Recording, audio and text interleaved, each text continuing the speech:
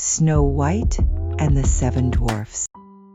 Once upon a time, in a faraway kingdom, a queen sat by her window, sewing. She pricked her finger, and 3 drops of blood fell upon the snow. As she looked at the red upon the white, she whispered, "I wish for a daughter, with skin as white as snow, lips as red as blood, and hair as black as ebony." Not long after, the queen gave birth to a beautiful baby girl, just as she had wished. They named her Snow White. But soon the good queen passed away, and the king took another wife. This new queen was proud and cruel. She had a magic mirror, and every day she would ask, "Mirror, mirror on the wall, who is the fairest of them all?" The mirror always answered, "You, my queen, are the fairest of them all." Years passed, and Snow White grew lovelier each day. One morning, when the queen asked her question, the mirror replied, "You, my queen, are fair indeed, but Snow White is fairer than you." Jealousy burned in the queen's heart. She ordered a huntsman to take Snow White into the forest and leave her there. But the kind huntsman could not harm the innocent girl. With tears in his eyes, he told her, "Run, Snow White, and never return."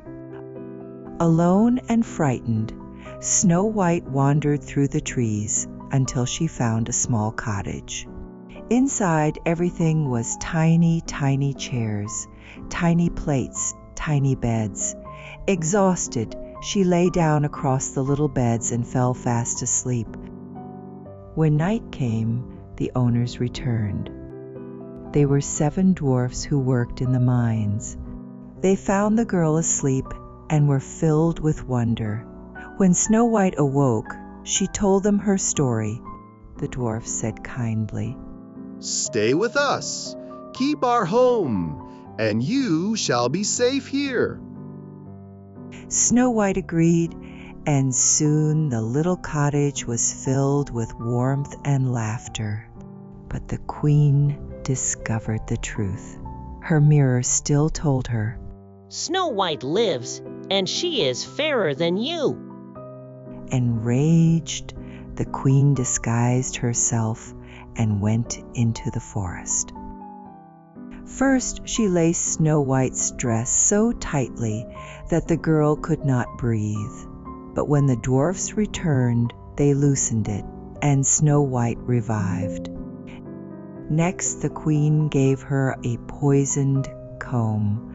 The moment it touched her hair, she fell faint. Again, the dwarfs removed it, and she awoke. At last, the queen prepared a poisoned apple, red and shiny. She disguised herself once more and offered it to Snow White. "Here, my dear, taste this sweet apple." Snow White, trusting the old woman, took a bite. She ate the poisoned side and fell to the ground, still and cold. This time, the dwarfs could not wake her. Weeping, they placed her in a glass coffin so they could always watch over her gentle face. Days turned into months, and still she lay as if asleep.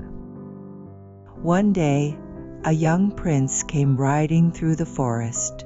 He saw Snow White in the coffin and felt his heart fill with love. He begged the dwarfs, "Please, let me take her to my castle. I will honor her forever." The dwarfs, moved by his devotion, agreed. As the prince's servants carried the coffin, they stumbled, and a piece of the poisoned apple slipped from Snow White's lips. She stirred, then slowly opened her eyes. The prince whispered with joy, "You are safe now." Snow White smiled and soon, with the blessings of the dwarfs, she and the prince were wed. The cruel queen, when she asked her mirror, heard at last that she was no longer the fairest. But Snow White did not fear her any more, for she was surrounded by love and kindness. And so, Snow White lived happily ever after, with her 7 friends always close to her heart. Now, dear one, as the stars twinkle above, let your eyes grow heavy and dream sweet dreams, knowing that love and kindness will always protect you